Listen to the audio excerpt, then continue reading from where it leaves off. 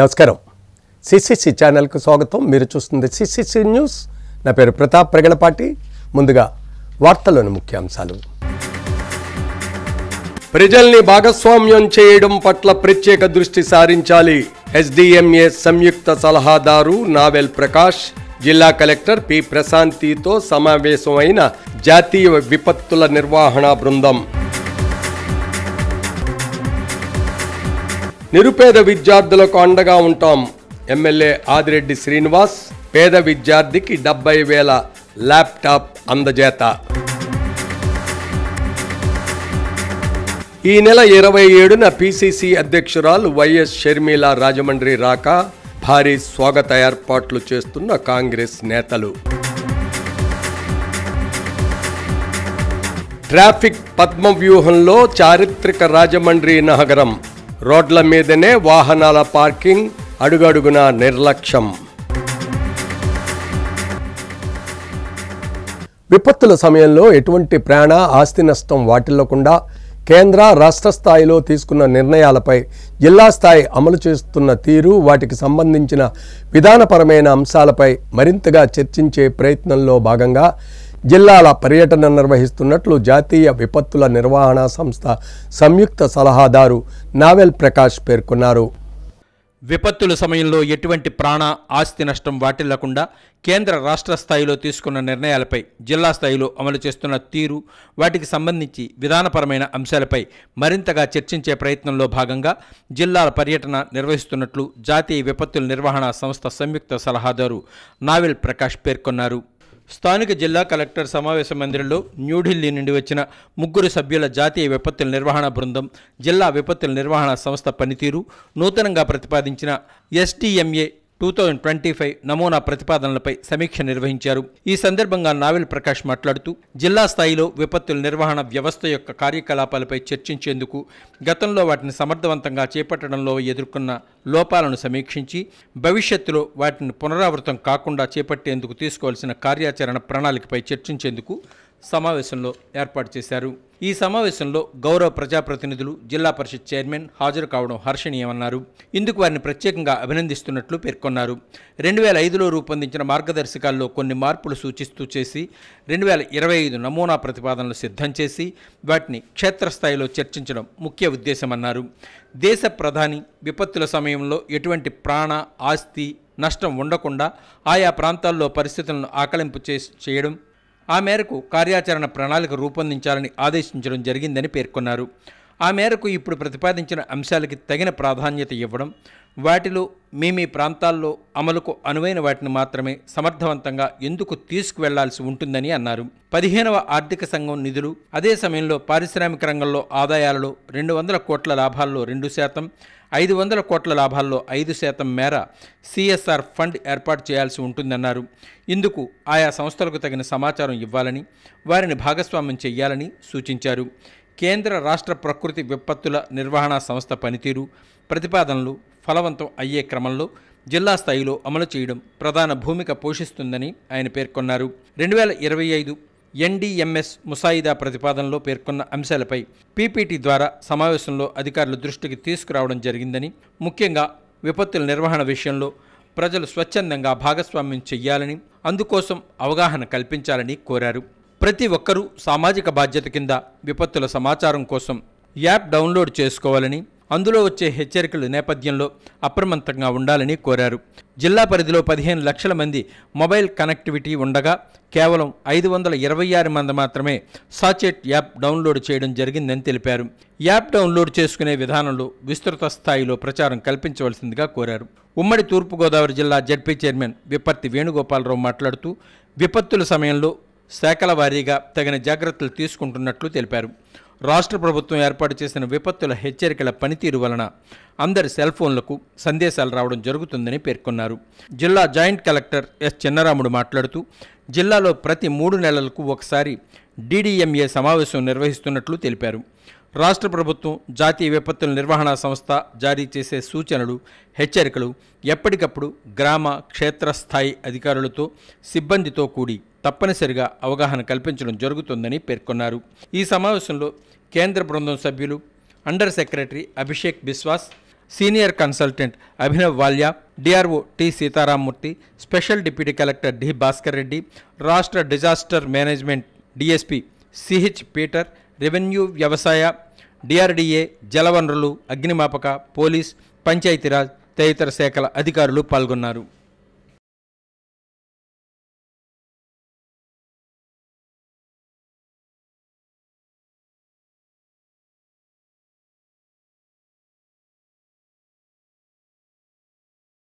నిరుపేద విద్యార్థుల అభ్యున్నతి కోసం ప్రభుత్వం అన్ని విధాలుగా కృషి చేస్తుందని రాజమండ్రి నగర ఎమ్మెల్యే ఆదిరెడ్డి శ్రీనివాస్ అన్నారు.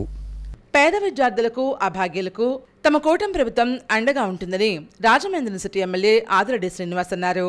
ఐఐటి భువనేశ్వర్లో సిఎస్సి సీటు సాధించినటువంటి స్థానిక రామచంద్రరావుపేటకు చెందిన పవన్ అనే పేద విద్యార్థికి సపోర్ట్ కోసం ఎమ్మెల్యే ఆదిరెడ్డి శ్రీనివాస్ తమ భవానీ చారిటబుల్ ట్రస్ట్ తరపున 70,000 రూపాయల విలువైన ల్యాప్టాప్ను తెలుగు రోడ్లోని తన కార్యాలయంలో ఈరోజు అందజేశారు. ఈ కార్యక్రమంలో ఆయన మాట్లాడుతూ పేద విద్యార్థులను ఆదుకునే విషయంలో తామిప్పుడు ముందుంటామన్నారు. ఆ నేపథ్యంలోనూ ఇటీవల డివిజన్ల పర్యటనకు వెళ్లినటువంటి నేపథ్యంలో పవన్ బంధువులు తన వద్దకు వచ్చి పవన్కు ల్యాప్టాప్ ఇప్పించి అతని ఉన్నతికి సహకరించాలని కోరారని, ఆ కారణంగానే ఈరోజు పవన్కు ల్యాప్టాప్ అందించామన్నారు. అంతేకాకుండా తమ ట్రస్ట్ తరపున నిత్యం సేవా కార్యక్రమాలు నిర్వహిస్తూ ఉంటామన్నారు. పేద విద్యార్థులకు ఫీజు చెల్లించడం, అభాగ్యులకు వైద్య ఖర్చుల కోసం ఆర్థిక సహకారం అందిస్తున్నామన్నారు. అలాగే నిరుపేదల కోసం ఉచిత వైద్య శిబిరాలు నిర్వహిస్తున్నట్లుగా పేర్కొన్నారు. కూటమి ప్రభుత్వం ప్రజల ఆరోగ్యానికి అధిక ప్రాధాన్యతనిస్తోందన్నారు. గత 5 ఏళ్ల వైసీపీ పాలనలో రాజమండ్రిలో ఒక్కరికి కూడా సీఎం సహాయ నిధి నుంచి ఆర్థిక సహాయం అందలేదని, కూటమి ప్రభుత్వం అధికారంలోకి వచ్చాక లక్షలాది మందికి కూటమి ప్రభుత్వం సహకారాన్ని అందిస్తున్నట్లుగా పేర్కొన్నారు. కూటమి ప్రభుత్వం ప్రజల సంక్షేమానికి, అభివృద్ధికి కట్టుబడి ఉందని పునరుద్ఘాటించారు. విద్యా, వైద్యానికి అధిక ప్రాధాన్యత ఇస్తున్నామన్నారు. ఎన్టీఆర్ వైద్య సేవలు వర్తించినటువంటి వారికి సీఎం సహాయ నిధి ద్వారా ఇలా ఆర్థిక సహాయం అందేలా తన వంతు కృషి చేస్తున్నట్లుగా పేర్కొన్నారు. కూటమి ప్రభుత్వం ఇచ్చినటువంటి ప్రతి హామీ అమలు చేయడం జరుగుతోందన్నారు. కూటమి పాలనలో మహిళలకు రక్షణ, భద్రత కల్పిస్తున్నామని అన్నారు. ఈ కార్యక్రమంలో టీడీపీ నాయకులు నక్కా దేవివర్ ప్రసాద్, అజ్జరపు రమేష్, బత్తుల కిరణ్ బాబు తదితరులు పాల్గొన్నారు. వాళ్ళ కుటుంబం యొక్క సమస్యలన్నీ కూడా ఎన్నున్నా అవన్నీ కూడా పక్కన పెట్టి తను ఒక టార్గెట్ పెట్టుకున్నాడు. నేను ఈ టార్గెట్ రీచ్ అవ్వాలని కష్టపడ్డాడు. ఆ టార్గెట్ని రీచ్ అయ్యాడు. ఈరోజు ఐఐటి భువనేశ్వర్లోనంటే ఎంతమందికి వస్తుంది అవకాశం? చాలా లిమిటెడ్. వచ్చిన వాళ్ళు ఇలాగా ఇంత కష్టపడి కుటుంబంలో ఎన్ని సమస్యలు ఉన్నా తన యొక్క సంకల్పం బలంగా పెట్టుకొని ఈ స్థాయికి వెళ్ళాడంటే ఈ అబ్బాయి ఎంతోమందికి ఇన్స్పిరేషన్. తమ్ముడు పవన్ చాలామందికి ఇన్స్పిరేషన్. తప్పకుండా పవన్ని ఆదర్శంగా అందరూ తీసుకోవాలి. ఈరోజు మా భవానీ చారిటబుల్ ట్రస్ట్ నుంచి అబ్బాయికి తనకు కావాల్సిన ల్యాప్టాప్ని ఇవ్వడం జరిగింది. భవిష్యత్తులో కూడా ఈ అబ్బాయి ఎందుకంటే జాగ్రత్తగా చదువుకోగలిగితే ఈ ఐఐటి నుంచి బయటికి వచ్చినప్పుడే క్యాంపస్లోనే ఈ అబ్బాయికి చాలా హై ప్యాకేజ్ తోటి వెళ్ళిపోతాడు. ఏదో ఒక మంచి సంస్థ తీసేసుకుంటుంది. ఎందుకంటే ఈ స్థాయికి వెళ్ళాడంటే గ్యారంటీగా సక్సెస్ అవుతాడు. సక్సెస్ అయిందో పవన్ నేను ఏం కోరుతున్నానంటే ఈ ఊరిని గుర్తుపెట్టుకొని ఇలా కష్టపడి చదివేవాలి. నీ వంతు పాత్ర కూడా ఆ అబ్బాయి కూడా సహకరించాలి.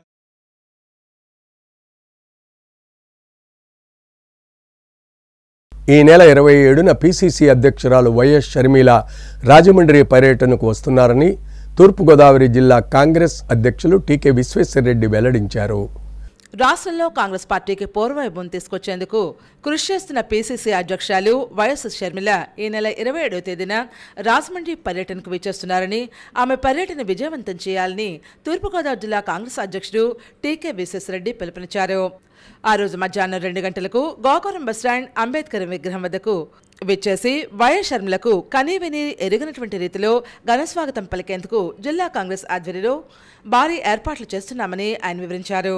మున్సిపల్ కాలనీలోని జిల్లా కాంగ్రెస్ కార్యాలయంలో టీకే విశ్వేశ్వరరెడ్డి అధ్యక్షతన సమావేశమైన కాంగ్రెస్ నాయకులు షర్మిల పర్యటన విజయవంతం కావడానికి చేయాల్సిన ఏర్పాట్లపై చర్చించడం జరిగింది. అనంతరం ఏర్పాటు చేసిన మీడియా సమావేశంలో టీకే మాట్లాడుతూ దివంగత ముఖ్యమంత్రి వైఎస్ రాజశేఖర రెడ్డి ముద్దుబిడ్డ షర్మిల రాష్ట్రంలో కాంగ్రెస్కు గత వైభవాన్ని పునరుద్ధరించేటువంటి సంకల్పంతో చిత్తూరు నుంచి పర్యటన ప్రారంభించారని, దీనిలో భాగంగానే తూర్పుగోదావరి జిల్లా పర్యటనకు రాజమండ్రి నగరానికి వస్తున్నారని, ఆ రోజు జరిగేటువంటి కార్యక్రమాల వివరాలు వెల్లడించారు. జిల్లా యువజన కాంగ్రెస్ అధ్యక్షుడు బిల్డర్ బాబీ, ఎన్ఎస్యుఐ రాష్ట్ర జనరల్ సెక్రటరీ పట్టాభి శ్రీను, తదితరుల ఆధ్వర్యంలో విద్యార్థి యువజన కాంగ్రెస్ కార్యకర్తలు 200 బైకులతో ర్యాలీ నిర్వహిస్తారని తెలిపారు. జిల్లా ప్రచార కమిటీ చైర్మన్ డాక్టర్ వడియార్ ఆధ్వర్యంలో డీజే, తీన్మార్, బాణాసంచా కాల్పులతో దారి పొడవునా షర్మిలకు స్వాగతం పలుకుతున్నారని వివరించారు. అక్కడి నుంచి సీతంపేట రాజీవ్ గాంధీ పార్క్ వద్దకు చేరుకుని పీసీసీ అధ్యక్షులు షర్మిల పార్కులో ఏర్పాటు చేసిన దివంగత మాజీ ప్రధాని ఇందిరాగాంధీ విగ్రహాన్ని ఆవిష్కరిస్తారని వివరించారు. గతంలో ఈ పార్కులో రాజీవ్ గాంధీ విగ్రహాన్ని షర్మిల తండ్రి వైఎస్ రాజశేఖర రెడ్డి ఆవిష్కరించారని ఈ సందర్భంగా గుర్తు చేశారు. ఆ తరువాత వైఎస్ షర్మిల గుర్రపు బగ్గి ఎక్కి అక్కడి నుంచి ఊరేగింపుగా బయలుదేరి పేపర్ మిల్ గేట్ ఎదురుగా ఉన్నటువంటి శ్రీ కృష్ణసాయి కళ్యాణ మండపం చేరుకుని జిల్లాలో 7 అసెంబ్లీ నియోజకవర్గాల కాంగ్రెస్ కోఆర్డినేటర్లు, ముఖ్య నాయకులతో సమావేశం నిర్వహిస్తారని, పార్టీ బలోపేతానికి అవసరమైనటువంటి సలహాలు, సూచనలు స్వీకరిస్తారని పేర్కొన్నారు.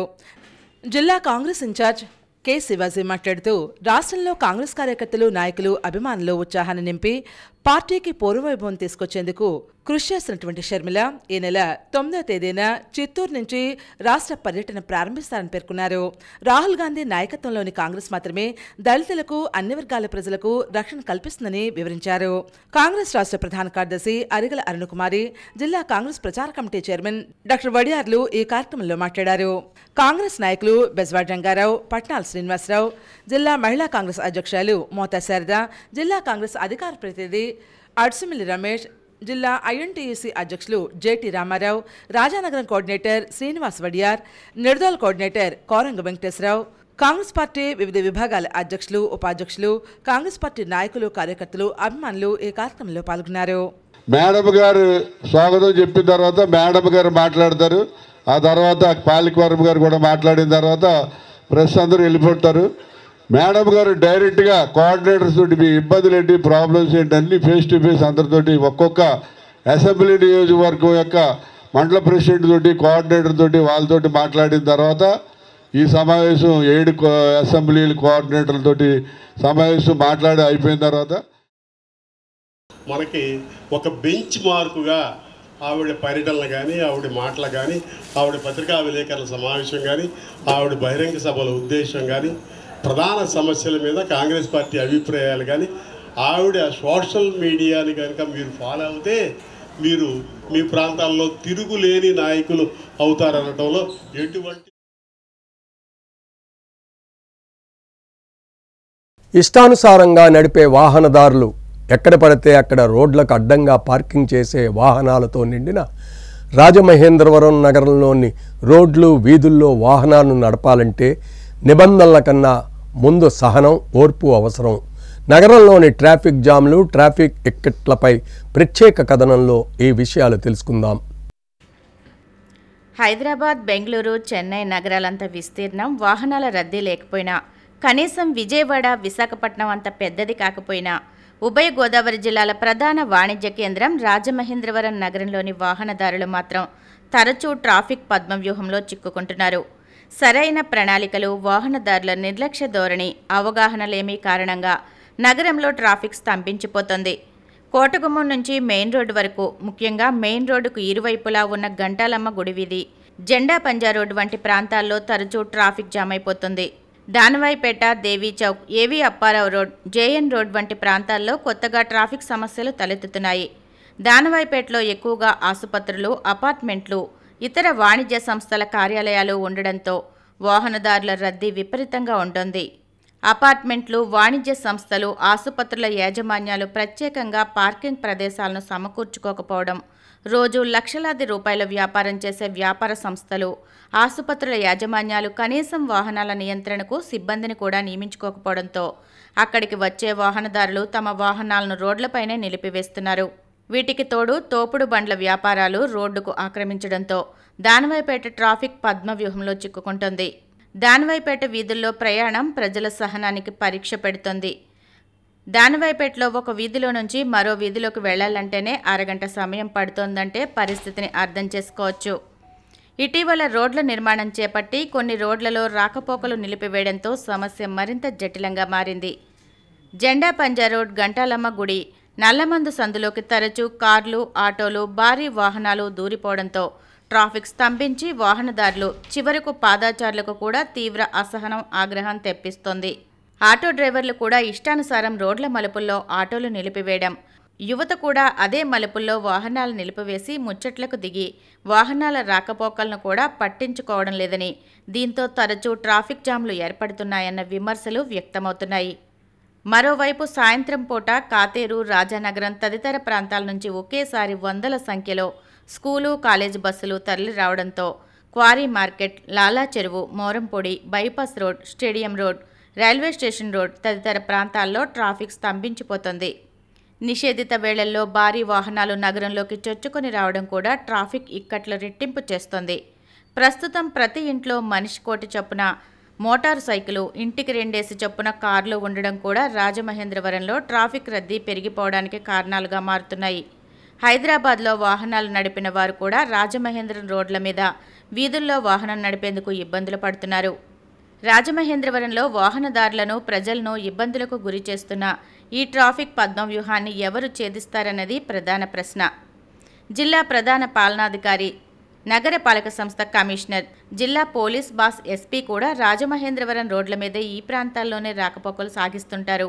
రాజమహేంద్రవరం నగరానికి చెందిన మంత్రి కందుల దుర్గేష్, రాజమహేంద్రవరం రూరల్ ఎమ్మెల్యేలు, బీజేపీ ఎమ్మెల్సీ నిత్యం ఈ మార్గాల్లోనే ప్రయాణిస్తారు. అయితే వీరెప్పుడూ దానవాయిపేట, గాంధీపురం వీధుల్లో ట్రాఫిక్ కష్టాలు పడినట్లు లేరు. వారు ప్రయాణించే సమయాల్లో ముందస్తుగానే ట్రాఫిక్ పోలీసులు అక్కడికి చేరుకుని వాహనాలు నియంత్రించడంతో వారికి సామాన్య వాహనదారుల కష్టాలు తెలియకపోవచ్చు.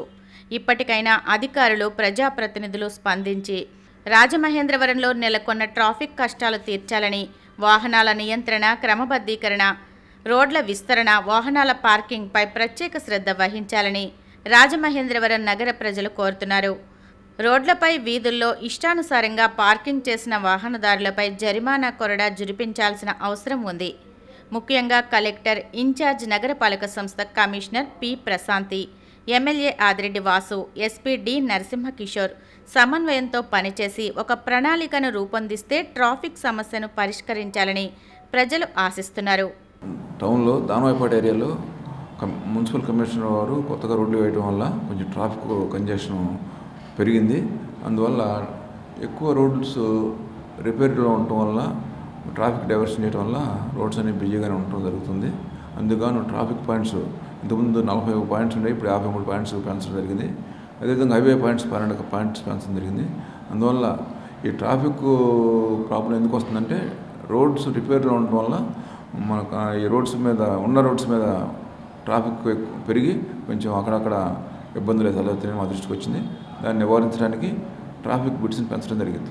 సార్, ఇప్పుడు వీధుల్లోనూ కార్లు అడ్డంగా పెట్టేసి హాస్పిటల్కి వచ్చిన వాళ్ళు దానికి మన దగ్గర ఇప్పుడు కార్లు రోడ్డు మీద రాంగ్ పార్కింగ్ చేసిన వాళ్ళ మీద, లేదా మధ్యలో రోడ్స్ ఎక్కడ పెడితే అక్కడ ట్రాఫిక్ వెహికల్స్ ఆపి వెళ్ళిన వాళ్ళ మీద కూడా ఈ చలానాలు బుక్ చేయడం జరిగింది. దాదాపు ఈ సంవత్సరం ఇప్పటివరకు దాదాపు 43,000 చలానాల్స్ మనం ఇప్పటివరకు ఇంపోజ్ చేయడం జరిగింది. ఫైన్ అమౌంట్స్లో 3 crores పైన వరకు ఇంపోజ్ చేయడం జరిగింది. అందువల్ల ఎక్కడైనా వాహనదారులు వాహనాలు పార్క్ చేసి వెళ్తే వాళ్ళ మీద చలానా బుక్ చేయడం జరుగుతుంది.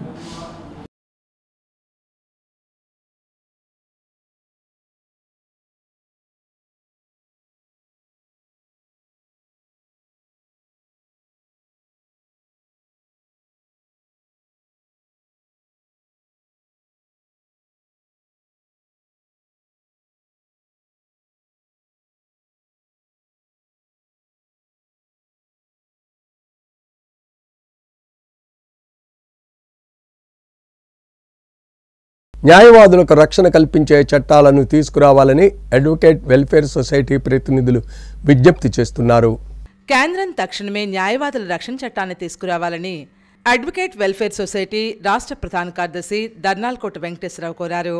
మంగళవారం అడ్వకేట్ వెల్ఫేర్ సొసైటీ ఆధ్వర్యంలో సొసైటీ రాష్ట్ర ప్రధాన కార్యదర్శి దర్నాల్కోట వెంకటేశ్వరరావు, రాష్ట్ర జాయింట్ సెక్రటరీ బీరా అరుణ్ కుమార్, రాష్ట్ర ప్రతినిధులు బాకా రామ్మోహన్, కోనారెడ్డి హేమంత్, శ్రీనివాస్, ఏలేటి శ్రీలలిత, గేడి రాజేశ్వరి, చిన్ని రాములు రాజమహేంద్రం సబ్ కలెక్టర్ ద్వారా ప్రధాని Narendra Modi, CM Chandrababu Naidu, deputy CM Pawan కళ్యాణ్లకు వినతిపత్రం సమర్పించారు.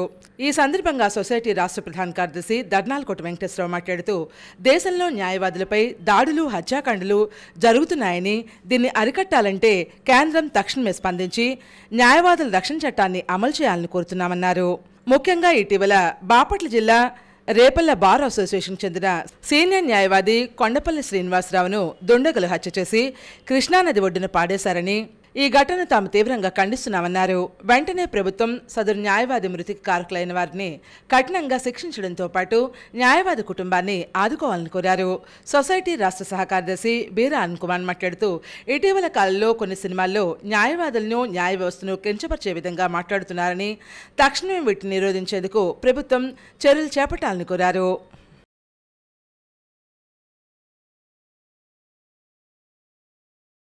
జిల్లా కేంద్రాల వద్ద నిర్వహించిన యువత పోరు కార్యక్రమానికి ఆశించిన దానికంటే ఎక్కువగానే స్పందన వచ్చిందని వైఎస్ఆర్సీపీ యువజన విభాగం రాష్ట్ర అధ్యక్షుడు, మాజీ ఎమ్మెల్యే జక్కంపూడి రాజా అన్నారు. రాజమండ్రిలో వైఎస్ఆర్సీపీ యువజన విభాగం రాష్ట్ర అధ్యక్షులు, మాజీ ఎమ్మెల్యే జక్కంపూడి రాజా మీడియా ప్రతినిధుల సమావేశంలో మాట్లాడారు. రాష్ట్రంలో నిరుద్యోగ యువతను, విద్యార్థులను కూటమి ప్రభుత్వం మోసం చేసిందన్నారు. విద్యార్థులకు, యువతకు కూటమి ప్రభుత్వం చేసిన అన్యాయాన్ని ఎండగడుతూ వారి సమస్యలపై వైఎస్ఆర్సీపీ యువజన, విద్యార్థి విభాగాలు నిర్వహించిన యువత పోరు కార్యక్రమంలో విజయవంతమైందని పార్టీ యువజన విభాగం రాష్ట్ర అధ్యక్షుడు, మాజీ ఎమ్మెల్యే జక్కంపూడి రాజా తెలిపారు. 26 జిల్లాల కలెక్టరేట్ల ఎదుట నిరసన కార్యక్రమాలు నిర్వహించి కలెక్టర్లకు వినతి పత్రాలు సమర్పించినట్లు చెప్పారు. ఏటా 4 లక్షల ఉద్యోగాల కల్పన లేదా ప్రతి నిరుద్యోగికి నెలకు 3,000 రూపాయల నిరుద్యోగ భృతి మాటను నిలబెట్టుకోలేదని, రాష్ట్రంలో 1.60 కోట్ల నిరుద్యోగ యువత ఉండగా వారికి ఏటా 36,000 చొప్పున ఈ ప్రభుత్వం 57,000 కోట్ల రూపాయలు బకాయి పడిందని జక్కంపూడి రాజా చెప్పారు. మా కార్యకర్త, మా అభిమాని చనిపోయినప్పుడు మాకే నష్టం జరుగుతుంది, మేమే బాధపడతాం. అందుకే ఆ కుటుంబానికి 10 లక్షల రూపాయలు ఆర్థికంగా కూడా సాయాన్ని అందించడం జరిగింది. మరి వేళ ఒకటే ప్రశ్నిస్తూ ఉన్నాం. చంద్రబాబు నాయుడు గారు కార్యక్రమాల్లో ఇక్కడ చాలామంది మీరు సీనియర్ జర్నలిస్టులు ఉన్నారు. రాజమండ్రిలో పుష్కర్ ఘాట్లో ఏదైతే బోయపాటి సీన్ని తీసుకొచ్చి సినిమా షూటింగ్ మాదిరిగా ఒక పబ్లిసిటీ స్టంట్ చేసేటటువంటి ప్రయత్నంలో భాగంగా పుష్కరాల్లో 28 మంది ప్రాణాలని అనార్గనైజ్డ్గా అడ్మినిస్ట్రేటివ్ ఫ్లాస్ వలన చంద్రబాబు నాయుడు గారు 28 మంది అమాయకుల ప్రాణాలని పొట్టను పెట్టుకున్నారు. ఏం కేసులు పెట్టారు చంద్రబాబు నాయుడు గారి మీద? ఎవరి మీద యాక్షన్లు తీసుకున్నారు? మీ అందరికీ తెలుసున్నటువంటి విషయమే. ఊరికినే ఏదో నామమాత్రంగా ఒక కమిషన్ వేసామన్నారు. 3 నెలలకో 4 నెలలకో అది ఎవరి తప్పు కాదు, ప్రజలే తప్పు చేశారు, అక్కడ వచ్చినటువంటి భక్తులదే తప్పు, వాళ్ళందరూ వాళ్ళే కంగారు పడ్డారు, తోసేసుకున్నారు, చనిపోయారు అని చెప్పి ఆ కేసును ఎత్తేశారు. మరి అటువంటిది ఈవేళ జగన్మోహన్ రెడ్డి గారి కాన్వాయ్కి సెక్యూరిటీ ప్రొవైడ్ చేయాల్సినటువంటి ఈ ప్రభుత్వం సెక్యూరిటీ ప్రొవైడ్ చేయకుండా, రో పార్టీని ఇవ్వకుండా, Z+ కేటగిరీలో ఉన్నటువంటి వ్యక్తికి సరైనటువంటి సెక్యూరిటీని ప్రొవైడ్ చేయకుండా వాళ్ళు చేసినటువంటి తప్పుల వలన చంద్రబాబు నాయుడు గారి మీద కేసు పెట్టాలి, లేక ఏదైతే హోంశాఖ మంత్రి మీద కేసు పెట్టాలి, లేకపోతే లోకేష్ మీద కేసు కట్టాలి, లేకపోతే ఈ పరిస్థితికి కారణమైనటువంటి అధికారుల మీద కేసులు కట్టాలి. అవన్నీ వదిలేసి ఆ కాన్వాయ్లో, ఆ కారులో ఉన్నటువంటి జగన్మోహన్ రెడ్డి గారి మీద కేసులు పెట్టడం అని అంటే ఇది ఒక వింత సంస్కృతి. గతంలో మనం ఎప్పుడూ కని విని ఎరగనటువంటి ఒక కొత్త సాంప్రదాయానికి ప్రభుత్వం తెరలేపుతూ ఉంది. కానీ ఈ రోజులు అన్ని రోజులు ఒకేలాగా ఉండవు. రేపన్ననాడు తిరగబడతాయి. ఆ రోజు మీకు కూడా ఇదే రకమైనటువంటి పరిస్థితులు మాత్రం వర్తిస్తాయనేటువంటి విషయాన్ని గుర్తుంచుకోమని చెప్పి ఈ సందర్భంగా గుర్తు చేస్తాం. రాజమండ్రి రాజేంద్ర మోడల్ ప్రాథమిక పాఠశాలలోని విద్యార్థులకు నోటు పుస్తకాలు పంపిణీ చేశారు. 15 సంవత్సరాలుగా పేద విద్యార్థులకు నోట్బుక్స్ ఉచితంగా పంపిణీ చేస్తున్న సి రవిప్రసాద్ వంటి దాతలు పేద విద్యార్థుల పార్టీ వరంగా వార్డు మాజీ కార్పొరేటర్ నక్కా చిట్టిబాబు అన్నారు. రాజేంద్ర నగర్ మండల పరిషత్ మోడల్ ప్రాథమిక పాఠశాలలోని విద్యార్థులకు రవిప్రసాద్ 10,000 రూపాయల ఆర్థిక సహకారంతో notebooks ward incharge Nakka Chittibabu, పాఠశాల పూర్వపు విద్యార్థి పీఎంపీ అసోసియేషన్ జిల్లా అధ్యక్షులు బళ్ళా శ్రీనివాసరావు చేతుల మీదుగా అందజేయడం జరిగింది. ఈ కార్యక్రమంలో పాఠశాల ప్రధానోపాధ్యాయులు జేడీఐజే డానియల్, ఎస్సీ/ఎస్టీ ఉద్యోగుల సంఘ రాష్ట్ర అధ్యక్షులు కోరుకొండ చిరంజీవి, టీడీపీ ఎస్సీ నాయకులు దారా యశ్రత్నం, బండారు శ్రీనివాసరావు, యాళ్ల శ్రీనివాస్, గూటాల సంజీవ్ తదితరులు పాల్గొన్నారు.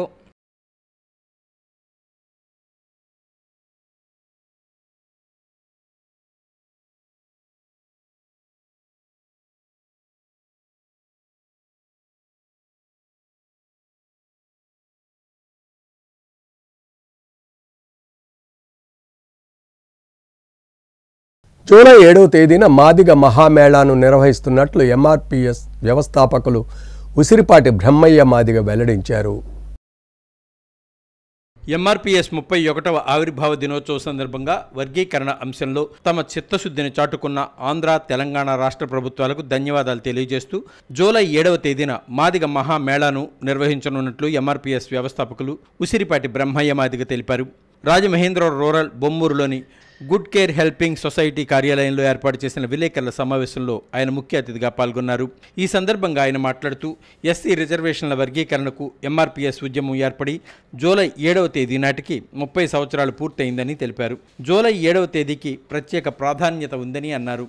30 సంవత్సరాల మాదిగల ఆశ, ఆకాంక్ష, సుదీర్ఘ పోరాట లక్ష్యమైన ఎస్సీ వర్గీకరణ సాధించుకునేందుకు చేసిన మహోత్తర పోరాటంలో భాగస్వాములైన సామాన్య మాదిగ కార్యకర్త నుంచి అత్యున్నత స్థానాల్లో ఉండి వర్గీకరణ కొరకు శ్రమించిన ప్రతి ఒక్క మాదిగకు, ఉద్యమకారులకు అభినందనలు తెలిపారు. సుప్రీంకోర్టు తీర్పును అమలుపరచడంలో భాగంగా ఉభయ తెలుగు రాష్ట్రాలు, తెలంగాణ రాష్ట్రం చట్టరూపంలోనూ, ఇటు ఆంధ్రప్రదేశ్ రాష్ట్రంలో ఎస్సీ వర్గీకరణ జీవో ఆర్డినెన్స్తో ఎస్సీ వర్గీకరణ అమలుకు సిద్ధపడ్డాయని అన్నారు.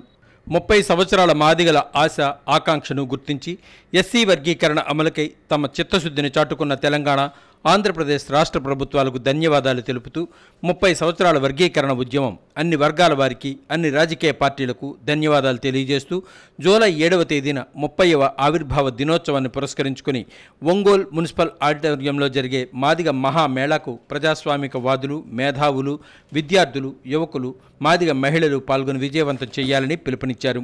విలేకరుల సమావేశంలో రాష్ట్ర coordinator Chidipi Stalin Madiga, Mandapalli Ravi Madiga, Paidimalla Joshua Madiga, Jonnada Wilson Madiga, లాయర్ల ఫెడరేషన్ అధ్యక్షులు కావూరు సురేష్ కుమార్, కావూరు వరలక్ష్మి తదితరులు పాల్గొన్నారు.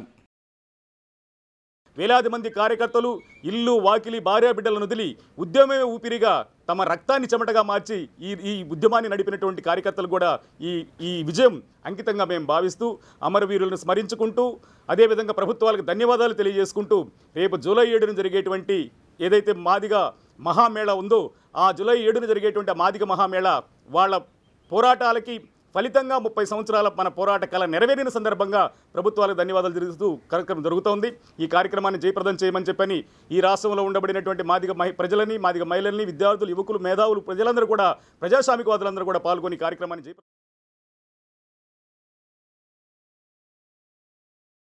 రాజమండ్రి 11వ డివిజన్లో 20 లక్షలతో చేపట్టే కందుకూరి వీరేశలింగం పార్క్ అభివృద్ధి పనుల శిలాఫలకాన్ని ఎమ్మెల్యే ఆదిరెడ్డి శ్రీనివాస్ కూటమి నాయకులతో కలిసి ఆవిష్కరించారు. గత వైసీపీ పాలకుల్లాగా అవగాహన లేకుండా అభివృద్ధి కార్యక్రమాలు చేపట్టడం లేదని, ప్రజలకు ఏది అవసరమో అదే చేపట్టి ప్రజలకు మౌలిక సదుపాయాలు కల్పించడానికి తాము పనిచేస్తున్నామని రాజమహేంద్రం సిటీ ఎమ్మెల్యే ఆదిరెడ్డి శ్రీనివాస్ అన్నారు. 11వ డివిజన్లో 20 లక్షలతో చేపట్టే కందుకూరి వీరేశలింగం పార్క్ అభివృద్ధి పనుల శిలాఫలకాన్ని కూటమి నాయకులతో కలిసి ఆవిష్కరించారు. ఈ కార్యక్రమంలో ఆయన మాట్లాడుతూ నగరంలో 30 పార్కులను అన్ని విధాలుగా అభివృద్ధి చేస్తున్నామన్నారు. వాకింగ్, జిమ్ పరికరాలు, పిల్లల ఆట వస్తువులు ఏర్పాటవుతున్నాయన్నారు. ఇక్కడ కూడా చుట్టూ ప్రహారీ గోడ, లైబ్రరీ స్లాబ్ లీకేజీ మరమ్మతులు, రంగులు వేయడం, జిమ్ పరికరాల రిపేర్లతో పాటు డ్వాక్రా మహిళలకు షెడ్ కూడా నిర్మాణం చేస్తున్నట్లుగా పేర్కొన్నారు. గత వైసీపీ పాలనలో బుర్రతకు ప్రజాప్రతినిధి అర్థం పర్థం లేనటువంటి అభివృద్ధి చేస్తే తాము దాన్ని సరిచేస్తున్నట్లుగా వివరించారు. ఈ కార్యక్రమంలో TDP division incharge Kantipudi Rajendra Prasad, Aryapuram bank director Yanamala Rangababu, singer Venkatesh, corporation అధికారులు, స్థానిక పెద్దలు పాల్గొన్నారు. అంటే ఇదే 11వ వార్డు. దైవేచ్ఛ ఏంటో 11 నెంబర్ వదలట్లేదు, అలా ఎప్పుడు చూసినా ప్రతిరోజు. నిన్న యోగాంధ్ర 11వ కార్యక్రమం, అంతర్జాతీయ యోగా, అది 11. ఈరోజు 11వ వార్డు. ఏంటో అది అలాగా రోజు గుర్తు చేస్తూ ఉంది. అంటే ఆ గుర్తు ఎలాగంటే వాళ్ళని హేళన చేయమని కాదు, మేము కూడా అధికారం ఇచ్చిన తర్వాత అహంభావంతో విర్రవీగి కళ్ళు నెత్తినెక్కి పని చేసామనుకోండి, వారికి పట్టిన గతే అందరికీ పడుతుంది. కానీ ఈ రోజున మేము ఈరోజు ఇలా అవ్వడానికి కారణం ఏంటి? కూటమిలో ఉన్న జెండా మోసిన కార్యకర్తలు, నాయకులు, వాళ్ళందరినీ కూడా చూసుకుంటున్నాం. వాళ్ళు చెప్తూనే వింటున్నాం. వాళ్ళు ఏం చెప్తున్నారు, పార్టీ మేలు కోసం ఏ కార్యక్రమాలు చేయమంటున్నారో చేస్తున్నాం. అలాగే ప్రజలు, వాక్ స్వాతంత్రం లేదు. ఇంతకుముందు వైసీపీ ప్రభుత్వంలో వాళ్ళు ఇదంటే వాళ్ళు అదే చెయ్యాలి, అది కాకుండా ఏదైనా చేశారో అన్నీ కట్టే. ఇప్పుడు వాక్ స్వాతంత్రం వచ్చింది, వాళ్ళ దగ్గరతో కూడా మాట్లాడుకొని చర్చించే కార్యక్రమాలు చేస్తున్నాం. అవన్నీ కూడా కలిసికట్టుగా చేసే కార్యక్రమాలు చేసుకుంటూనే కూటమి ముందుగా. దేశానికి సేవ చేసే అవకాశంతో పాటు ఉన్నత శ్రేణి ఉద్యోగంతో ఉత్తమ భవిష్యత్ కొరకు నేషనల్ డిఫెన్స్ అకాడమీ అత్యున్నత ఎంపికని భారత వైమానిక దళంలో లాజిస్టిక్ విభాగంలో ఫ్లయింగ్ ఆఫీసర్గా ఉద్యోగాన్ని సాధించిన పోతంశెట్టి జయంత్ దొర వెల్లడించారు. పోతంశెట్టి జయంత్ విలేకరుల సమావేశంలో మాట్లాడుతూ, ఇంటర్మీడియట్ తర్వాత ఎన్డీఏలో సీటు సాధిస్తే చదువుతో పాటు ఉన్నత ఉద్యోగం సాధించడానికి మంచి అవకాశం ఉందన్నారు. యువత ఆ దిశగా కెరీర్ని ఎంపిక చేసుకోవచ్చునన్నారు. పైలట్ ఆఫీసర్ ఉద్యోగం సాధించడం ద్వారా ఎయిర్ ఫోర్స్లో చేరి దేశానికి సేవ చేయాలన్న తన స్వప్నాన్ని నెరవేర్చుకోవడం జరిగిందన్నారు. తల్లిదండ్రులు, ఉపాధ్యాయులతో పాటు ఎన్డీఏలో మిత్రులు అందించిన ప్రోత్సాహంతో తాను ఉద్యోగాన్ని సాధించగలిగానన్నారు. విశ్రాంత air force officer lieutenant colonel Bommana Satyanarayana మాట్లాడుతూ, జయంత్ చిన్నతనంలోనే తనకు ఎయిర్ ఫోర్స్లో చేరాలన్న ఆశను వ్యక్తపరచగా సైనిక స్కూల్లో చేరాల్సిందిగా సూచించడం జరిగిందన్నారు. జయంత్ దొర తండ్రి శ్రీనివాస్ దొర మాట్లాడుతూ, తమ కుమారుడు ప్రతిష్టాత్మకమైన ఉద్యోగం సాధించడం పట్ల ఆనందం వ్యక్తం చేశారు. ఈ సందర్భంగా మాజీ కార్పొరేటర్ అజ్జరపు శ్రీనివాస్, ఆయన మిత్ర బృందం జయంత్ దొరను పూలమాలలు, సాలువాలతో సత్కరించారు. ఈ సేవ చేయడంలో, ఈ దేశం కోసం సేవ చేయడంలో ఇది నా మొదటి అడుగని నేను భావిస్తున్నాను. ఈ జర్నీలో నాతో పాటు ఉన్న నా తల్లిదండ్రులు, గురువులు, శ్రేయోభిలాషులు, మోస్ట్ ఇంపార్టెంట్లీ నా ఫ్రెండ్స్, నా ట్రైనింగ్లో నాతో పాటు ఉండి, my friends are with me throughout the training. They pushed me in my difficult times. We were together. వీళ్ళందరికీ నా హృదయపూర్వక కృతజ్ఞతలు తెలియజెప్పుకుంటూ, very thank you to one and all who all are with me in this journey. With this, మన రాజమండ్రి నివాసి అయిన శ్రీ శ్రీనివాస్ దొర గారు జ్యేష్ఠ కుమారుడు ఫ్లయింగ్ ఆఫీసర్ జయంత్ దొర మన భారతదేశంలోనే అతి గొప్ప ప్రాముఖ్యత ఉన్న నేషనల్ డిఫెన్స్ అకాడమీలో సెలెక్ట్ అయ్యి 3 సంవత్సరాలు నేషనల్ డిఫెన్స్ అకాడమీలో ట్రైనింగ్ పొంది, ఆ తర్వాత ఇండియన్ ఎయిర్ ఫోర్స్ అకాడమీ సికింద్రాబాద్లో 1 సంవత్సరం ట్రైనింగ్ పొంది ఈరోజు కమిషన్ ఆఫీసర్గా ఫ్లయింగ్ ఆఫీసర్ పాస్అవుట్ అయ్యాడు. దానికి మనం రాజమండ్రి నివాసులు చాలా గర్వించదగ్గ విషయంగా ఈరోజు చెప్పుకోవాలి. బాబు ఈ విధంగా ఉద్యోగం, సర్వీసు, దేశానికి సేవ అనే విషయంలో టోటల్గా పూర్తిగా వాడు కష్టపడి వాడు ఇలా ఈ విధంగా సంపాదించుకున్న పరిస్థితే. దాంట్లో మా ప్రోత్సాహం మేము చేసాం తప్పించి అన్నీ వాడు చేసుకున్నదే. గైడెన్స్ కావాల్సి వచ్చినప్పుడు మన కల్నల్ సత్యనారాయణ గారు వాడికి ఎక్కడికక్కడ కొంచెం గైడెన్స్ చేశారు. ఇలాగా ఈ విధమైన పొజిషన్కి రావడం మాకు చాలా గర్వంగా ఉంది.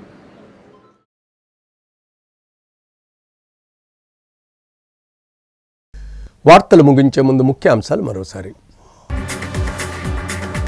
ప్రజల్ని భాగస్వామ్యం చేయడం పట్ల ప్రత్యేక దృష్టి సారించాలి.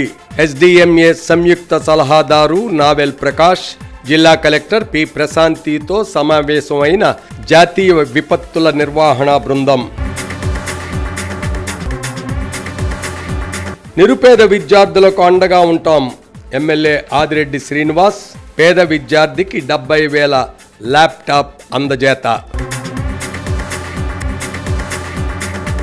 ఈ నెల 27న పిసిసి అధ్యక్షురాలు వైఎస్ షర్మిల రాజమండ్రి రాక భారీ స్వాగత ఏర్పాట్లు చేస్తున్న కాంగ్రెస్ నేతలు.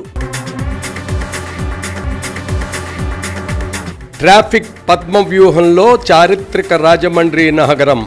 రోడ్ల మీదనే వాహనాల పార్కింగ్, అడుగడుగునా నిర్లక్ష్యం. సిసిసి న్యూస్ సమాప్తం. నమస్కారం.